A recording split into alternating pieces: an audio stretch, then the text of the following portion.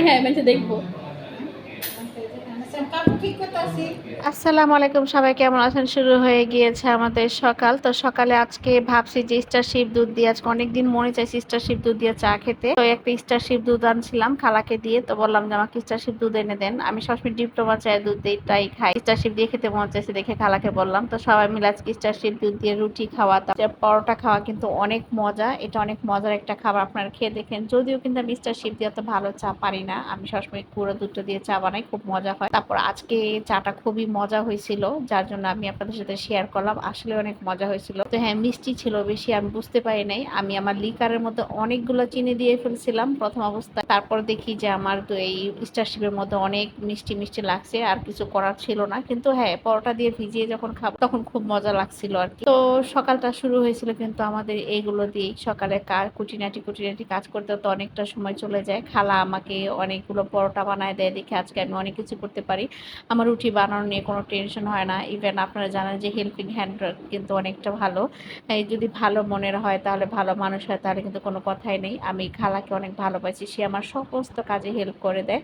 আমাকে কখনোই বলে না যে মামি আজকে আমি করব না। আমাকে, সে কিন্তু বয়সে একটা মুরব্বী মানুষ, কিন্তু কখনো মুখের উপর কথা বলে না। আমি যা বলি সে তাই করে। এগুলো খাওয়ার পরে চিন্তা করলাম একবার চা খাইছি, খাওয়ার পর আমি মাংসটা মাখিয়ে কিন্তু বসায় আছি। সবাই কিন্তু চা খাওয়া শেষ আমাদের। দেখেন আমি কিন্তু এই পর্যন্ত 2 বার চা খেয়ে ফেলছি। আমি একবার চা বানিয়ে সবাইকে দিছি, তারপর আমি আবার যখন মাংসটা মাখায় বসাইছি দেখি যে চা লিকার ছিল। আমার এই ছোট মেজো ছেলে খায় নাই, তো ছেলে আমার এমনি স্টারশিপ দিয়ে খেয়ে, খালা খাওয়া দাওয়া শেষ করে খালা আবার ঘর ঝাড়ু দিতেছে, সেই ফাঁকে আমি আবার আরেক কাপ চা নিয়ে বসলাম। আর খালাকে বললাম যে খালা আপনি চা খাবেন? খালা বলে আচ্ছা দেখি দেখি।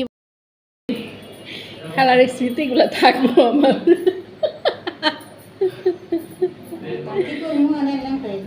হ্যাঁ হ্যাঁ মেসে দেখবো।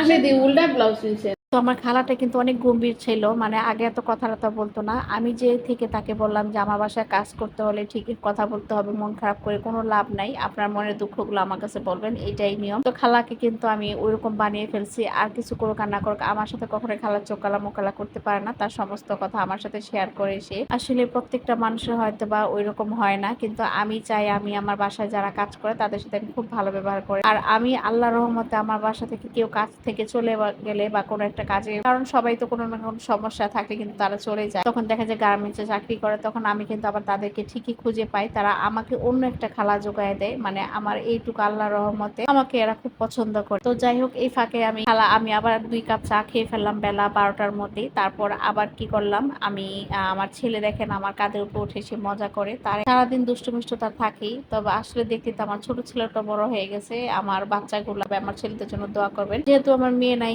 এইগুলোই আমার ছেলে মেয়ে দুইটাই, ওদেরকে এরকম ভাবে যেন মানুষ করতে পারি। কারণ এখনকার বর্তমান যুগে বাচ্চাদের সময় দিতে হয়। আমরা অনেকেই কিন্তু মোবাইল নিয়ে সারাক্ষণ ব্যস্ত থাকি, আসলে এটাও কিন্তু ঠিক না, বাচ্চাদের সময় দিতে হয়। তো সবকিছু মিলিয়ে কিন্তু এইভাবে কিন্তু সময়টা পার করতে হয়। টুকিটাকি সবকিছু করেছিলাম, তো করার পর এখন দেখি আবহাওয়ার আর অবস্থাটা অনেক খারাপ। আকাশে পুরো মেঘলা মেঘলা, সারাটা দিন এরকম হবে। ভাবছি কালকে ছেলেদের এক্সাম হবে, কিভাবে যে নিয়ে যাবো আল্লাহ জানে। কারণ সকাল থেকে যদি এরকম হয়, তাহলে বাচ্চাদের নিয়ে কিভাবে দৌড়াবো এত সকালে, ভোরে কিভাবে হয়। আর বেশিরভাগই দেখি কিন্তু ভোরবেলায় বৃষ্টি হয়। তো ছেলেদের সব পরীক্ষা হয় 7টার দিকে। আমি 7টার দিকে পরীক্ষা, ছেলেদের যদি হয় বাসা থেকে বের হতে হবে 6টার দিকে, কারণ আকাশের অবস্থা যদি খারাপ থাকে তখন তার কোনো উপায় নাই, কিছু করার নাই। তারপর এই ফাঁকে দেখেন আমার আকাশের অবস্থা খারাপ, আর খালা টুকিটাকি কাজ শেষ হয়ে গেছে। আর আমার ছোট ছেলে তো অনেক দুষ্টুমি করে, সে দেখি একটু আগুনে পুড়িয়ে কি জানি করে, সে এটাকে পুড়িয়ে নষ্ট করে। তো ছেলেকে বললাম যে তুমি এরকম দুষ্টুমি কেন করো, কিন্তু তার কথা কি আর মানে, ছোট বাচ্চা বলে কথা। তো বাচ্চারা আসলে এরকমই করে। আর আমি আজকে বেশি কিছু করব না, আমার ছোট ছেলে একটা প্রিয় তরকারি, সেটা হলো পাঙ্গাস মাছ। পাঙ্গাস মাছ ওর জন্য রান্না করে রাখছিলাম, সেটা ওকে আমি গরম করে দেবো, সে সেটা খাবে। আর আমার মিষ্টি আলু দিয়ে শুটকিটা অনেক মজা লাগে। আর বুঝেনি তো, বাচ্চাদের যদি মাংস তরকারি হয় আর কিছুই লাগে না। তো বাচ্চাদের এরকম সিম্পল একটা খাবার, মাংস বা মুরগি জাতীয় যে কোনো খাবার রাখবে, বাচ্চারা খুব পছন্দ করে। আমি টুকিটাকি ওদিক দিয়ে কাজ সারিয়ে সারিয়ে কিন্তু আমি এদিকে চলে আসি। দুপুরটা আমি সবসময় একটা ফল কাটার চেষ্টা করি। তো একটা পেয়ারা কাটলাম, পেয়ারা মা ছেলে খাচ্ছি। আর ছেলেকে বলি ছেলে এখন খাবে না, খালাকে বললাম, খালা বলে মামি আমি পরে খাবো। আমি যাই খাই না কেন, আমি আমার খালাকে দেওয়ার চেষ্টা করি। তো খালা বলতেছে যে এখন খাবো না।